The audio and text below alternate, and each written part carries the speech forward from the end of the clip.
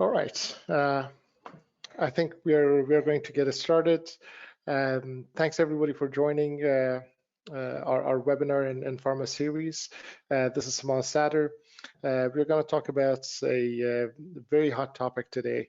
It is about the new email privacy protections that are in effect or coming in effect. In particular, Apple has launched in their iOS 15 last week a few new kind of policies, as everybody's aware. As you're aware, there's a growing trend in data privacy protection, and in response to that, platforms, mail clients, service providers, they're all adapting to this, and also our regulators are putting in policies that are enforcing those. So in this webinar, we are going to talk about how to enable email marketing strategies to reach across to the target audiences while respecting these new policies that are in place or will be coming in place on that. So we have called our webinar today Email Apocalypse. All right, so we have a reasonably packed agenda for you today. We are trying to conclude everything in 45 minutes. We'll have a speaker introduction. We will talk about the email privacy protection and the policies that are in effect, particularly what it means for email marketers and how they have to adapt their processes. There are a few best practices that we have already being on the leading edge of marketing strategies, particularly for pharma. We have developed that. We're going to share those, a few actionable plans and points that we recommend to our audience, and at the end we are going to conclude with a Q&A question. So feel free throughout the webinar to send your questions, and at the end at the Q&A we'll just go through them and answer them. With that, just going quickly to the speakers and panelists today. So my esteemed colleague Joaquin Paez, the CEO of Showered Thinking. Hey Joaquin, thank you for joining. Hi everyone. And I'm Saman Sadr, I'm Executive Advisor at Showered Thinking. So I'll be moderating the webinar today and handle the questions on that. So for those of you guys that are new to our webinar series, just a brief intro about Showered Thinking. Showered Thinking is a technology and marketing consulting firm that has a tremendous amount of experience in marketing platforms for pharma, particularly Salesforce and Viva platforms. On that, we've been awarded as a top 10 Salesforce solution providers in Europe. We are launching more than 50 campaigns per month across the world, across 20 countries, and our team has had a lot of credits and certificates from Salesforce on that. So a very brief disclaimer, in this webinar there'll be references made to trademarks and logos. They're all obviously owned by the respective owners. We're going to make references to the common platforms, devices, OSs that are used by our audience on this. All right, without further ado, I'm going to pass it to Joaquin to get you into the meat of our presentation today. On that. So thanks, Saman, and thank you everyone for attending this webinar. So let's talk about privacy and the implication that is bringing to Salesforce Marketing Cloud. Marketing professionals will be facing a new challenge during the following months. We need to assume that privacy is coming to the internet, while cookies and email tracking pixels are going away. And this is a movement that is going to have a big impact on us. The same that the blocking of third-party pixels is happening in advertising, and more specifically in the programmatic advertising providers. This is really about privacy. Protecting privacy, personal information, data, and other things that many users prefer others not to know. New laws has been created, And technologies like encryption, incognito mode, cookie blocking, and VPNs are now available for users.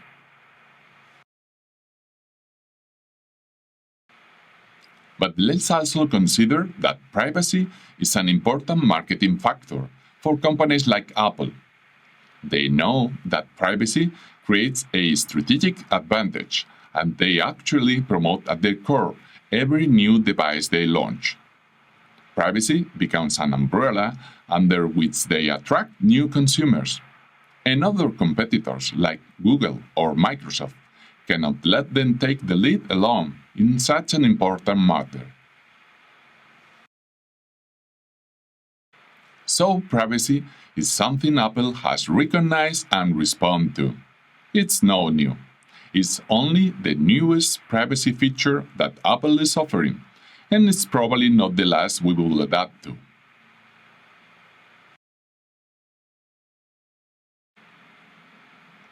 For example, with App Tracking Transparency, which was introduced in iOS 14.5, Apple took another step in that direction in 2021. But let's get specific here about this new feature that will affect iOS 15, iPadOS, and macOS Monterey. So it will include features like mail privacy protection that will eliminate the ability to accurately track open rates, hide IP address. Senders will not be able to determine location or link email habits to other online activity. And Hide My Email will allow users to mask their email address with a fake one. By the way, this is a paid feature with iCloud Plus. Mail privacy protection is the big one. It renders inaccurate the tracking of email open in many cases. This option is automatically presented to users when they first open their email app upon upgrading. But how does it work? Look, this is what Apple says. Mail privacy protection stops senders from using invisible pixels to collect information about the user.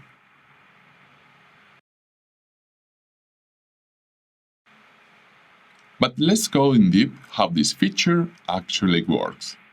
Our Salesforce Marketing Cloud instance will send an email or your email to an inbox managed by Apple Mail. Apple isn't blocking or removing the tracking pixels.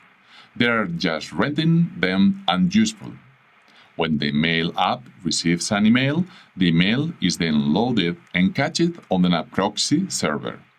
That loading action is registered by Salesforce Marketing Cloud as an open during the tracking of that pixel, although the subscriber never have looked at it. This doesn't mean that open rates will suddenly be cut in half. In fact, they will increase dramatically, but in fact will become inaccurate. Fortunately, this doesn't affect click data. Marketing Cloud is still tracking and registering accurately those interactions. Now let's check who will be affected by this new feature. In general, Apple's Mail app tends to take up around half of email client market share depending on the audience. Some might be using Apple devices, but if they have not set the email app as the email client through which they will receive and send email, then this feature will not affect them. Anyway, consider that the Apple's market share is a factor that you will not be able to ignore in your marketing campaigns.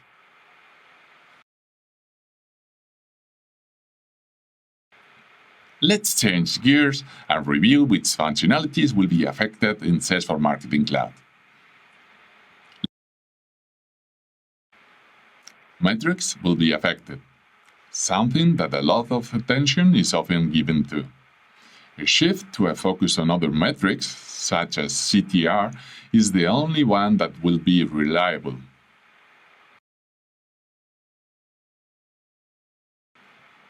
Unreliable open rates will affect remarketing campaigns. Engagement splits are normally based on opens. We can continue to do these remarketing campaigns in this way, but keeping in mind that many Apple Mail users who did not open will show as opens, and thus not receiving the second email.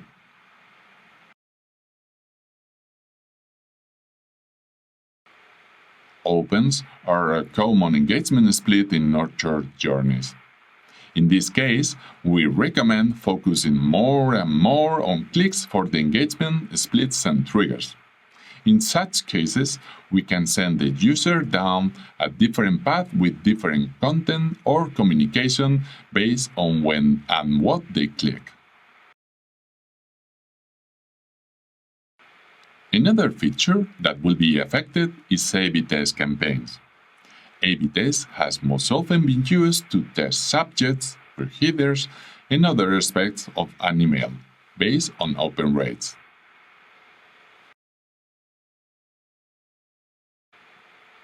Same-time optimization is an aspect of Salesforce Marketing Cloud that will also become less accurate over time, as the open time collected by Marketing Cloud will not necessarily be representative of the true open time. We recommend using other Einstein features, such as Einstein engagement scoring. Scoring processes usually assign points for email opens. As mail privacy protection becomes more fully adopted, we recommend focusing on other signs of engagement, such as clicks or website page views, and adjust the process accordingly.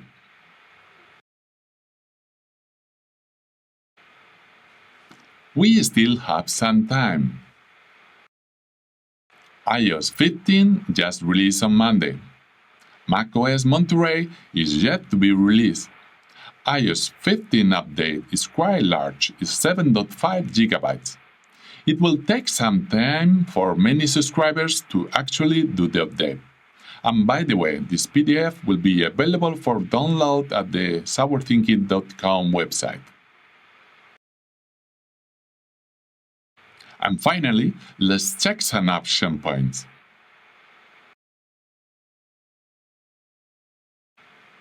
You can find a list of best practice to adapt. Emails designed with mobile device in mind rather than later having to adapt to desktop. Create simple emails, clear communication, single messages, clear, simple CTAs, call to actions, that truly makes the reader want to act. Adapt to the audience as much as possible. For example, using behavior in addition to traditional segmentation. Regarding personalization, there are obvious applications, but they are not used abundantly. In the medium term, there are 3 areas where you probably need to pay some attention. In terms of importance, you will probably need to review your deliverability strategy. It's also the moment to improve your analytics and the view of the customer, bringing together platforms like email data together with Google Analytics or offline interactions. The feature Hi My Email will request that you review your deduplication processes in Marketing Cloud. And moving forward, each email is not just an opportunity to inform, but an opportunity to create a touch point with the customer and build on it. In fact, this entire change, well, at first seeming like a bit of a roadblock, it can be seen as a great opportunity. An opportunity to continue to reassess and improve existing approaches to email marketing. Really, we are improving and must be. In this case, an opportunity to assess the existing customer experience and become a journey maximalist. Thank you very much, and I give back the control to Saman. Thank you so much, Joaquin. That was very interesting and insightful on this. So we got a few questions. So let's just dive right away into them on that. And then again, a reminder to the audience: if please feel free to send your questions via portal to me, and I'll pose them to Joaquin on this. So there are a couple of questions, Joaquin, that are all they have the same theme. I'm just going to combine and reiterate it for you here. It reads this based on your understanding, can cloud-based marketing platforms such as Salesforce Marketing Cloud determine if the interaction was with the actual user or with the preloader or a proxy server? Well, the open interactions, we will lose the ability to know who is opening this one. So this probably many of our subscribers. The problem is that we don't know exactly which of them, but we cannot really rely on the click interactions. So you will see probably an increase for every open interactions in the platform. Very good. There's actually another interesting follow-up question to this. It's a two-part question.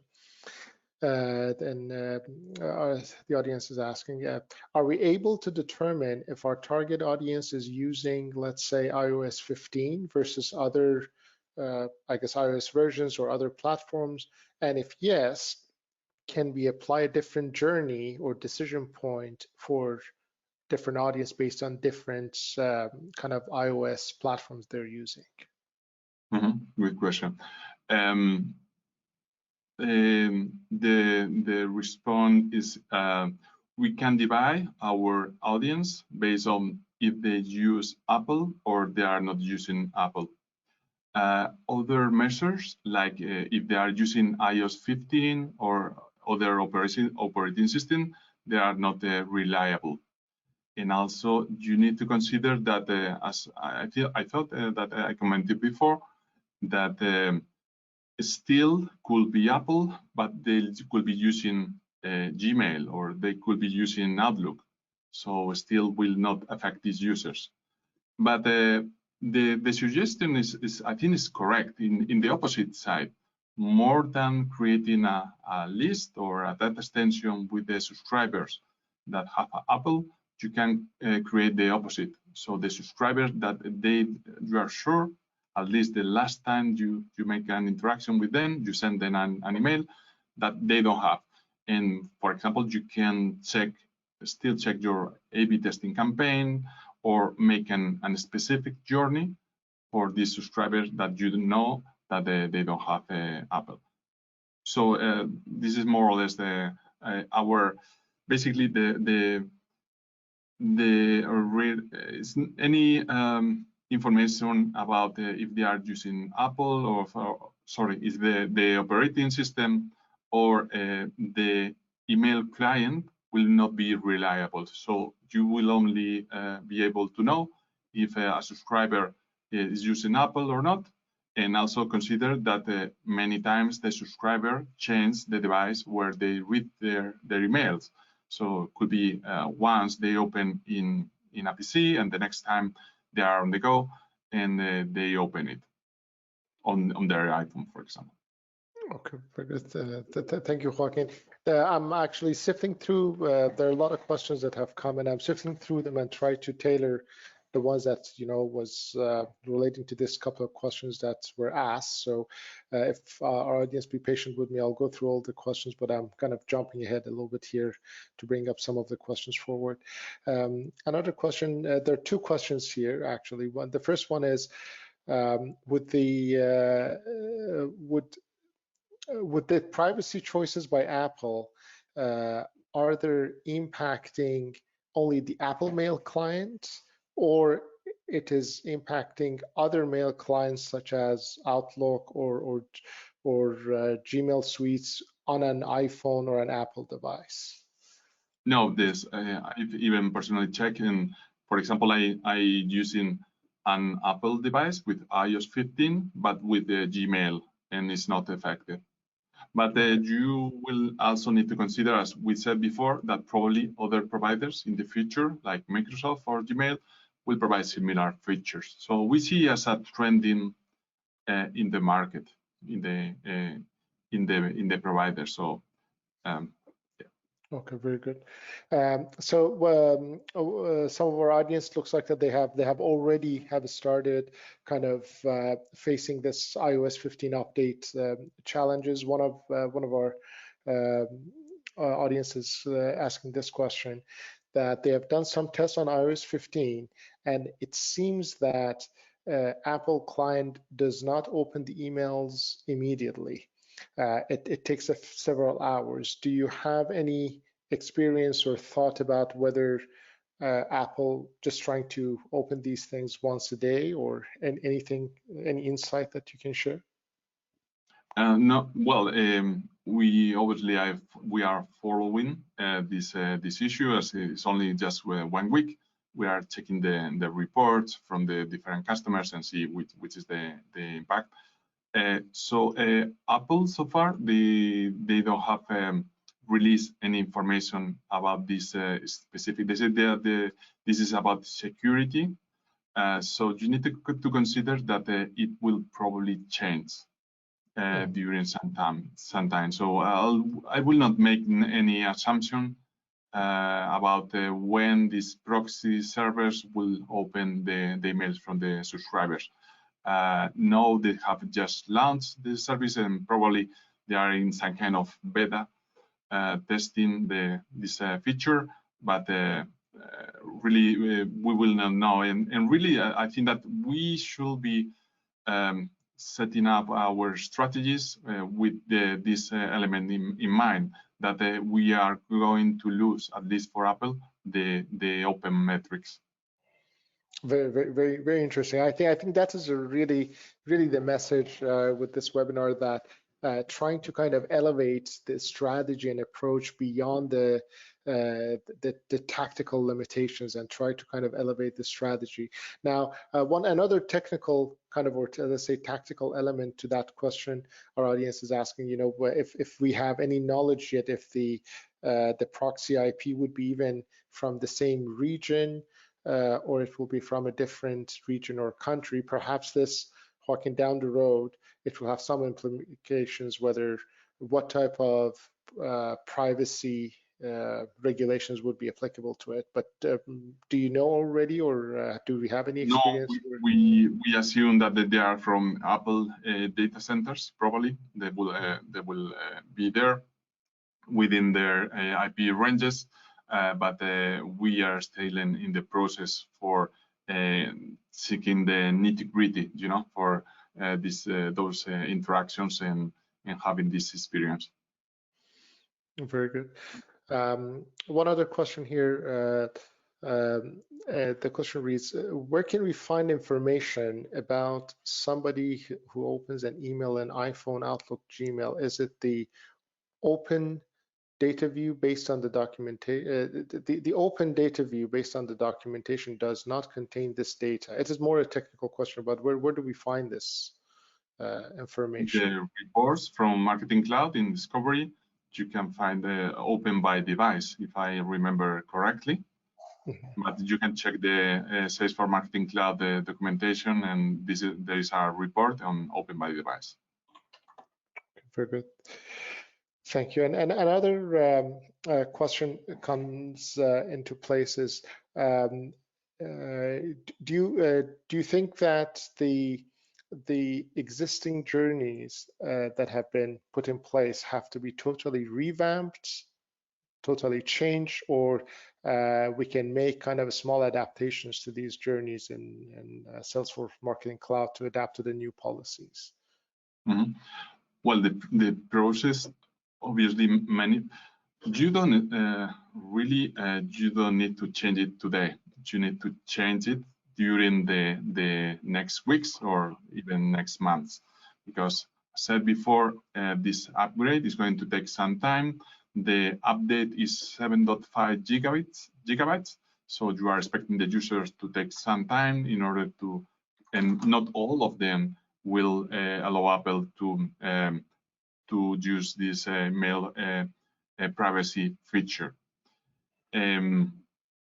Anyway, for these more complex journeys, the process for these journeys, you always need to pause a journey and then launch a new version with this new journey. Initially, it seems that it's not so complex to change from open interactions to click interactions. But many times what is happening is changing the sense of the journey, because you need probably to think, use this chance to think a little bit about the existing journeys and see if they still make sense with this losing these open rates.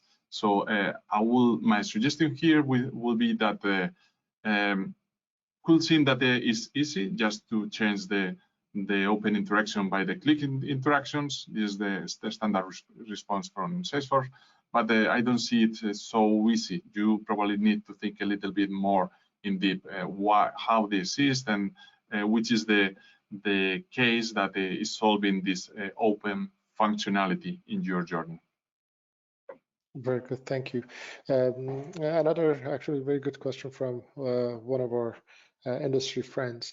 You mentioned that the Apple iCloud Plus is going to provide a service about the dummy emails for dummy email service. Can you elaborate more a little bit about the deduplication process and share your insight? Okay, so probably if you are working with Marketing Cloud, you already have in place some deduplication process.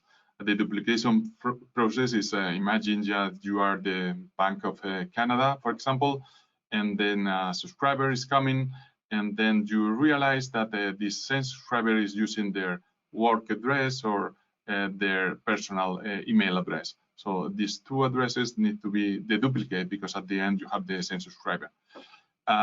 You can expect that with this feature where the subscriber have the very easy ability to create multiple email addresses. For example, I can create one for Joaquin and another one very easy for making this communication with Bank of Canada, another one for the marketing message from Bank of Canada, for example. You can expect to have a lot of deduplication. So it's a moment to review these deduplication processes and how they work with your CRM. With in the case of the pharma industry with Viva, and in the case of other industries with your CRM, with your Sales Cloud. Okay, very good. And a follow-up question to that is, do you see Salesforce Marketing Cloud and the analytics modules, Einstein, etc., to be adapting to these new policies to be able to extract kind of additional information? Well, additional information, I'm not sure because it's very difficult. So from the side of Apple and probably other providers coming soon like Google or Microsoft, they will be hiding more and more information. But for sure, they will try to adapt. So you can expect that the new releases coming this year for Marketing Cloud will come with some changes specific to this release from Apple. Okay, very good. There are a few more questions. There's another interesting question that I like kind of to pick among, that we have another minute left. So the question is this, Joaquin, a significant number, it's higher than 90% of US users seem to have opted out of app tracking in iOS 14.5. Do we expect a similar trend or adoption for mail privacy protection in iOS 15? The response is yes, and has to do a lot with the psychology. When you see this screen, seems to do a dumb question saying, you want to protect yourself or you don't want to protect yourself? So they make a question to the users. So Apple is making a question to the users that someone who is not really very technical or takes some time to understand will use the first option. So you also from my point of view, still there are not in the market or in the industry, there are not some statistics about this feature, but you can expect that it will be also very high. No, thank you. Actually, that's really drives well with the notion that it is really good for our marketing teams to reach out to the audience actually in a more at a higher level on that, because as you said, the psychology of data protection is going definitely to play a big role in this. Very good. Thank you so much, Joaquin, and our audience. We do have a few other questions lined up here, but we reached our 45-minute mark. So I really like to thank everyone around the world that joined, and then we will follow up with the rest of the questions offline with our audience, and then we'll keep you posted on the recording and the material of this webinar as well. Well, thanks again, Joaquin. Thank you, everyone. Bye.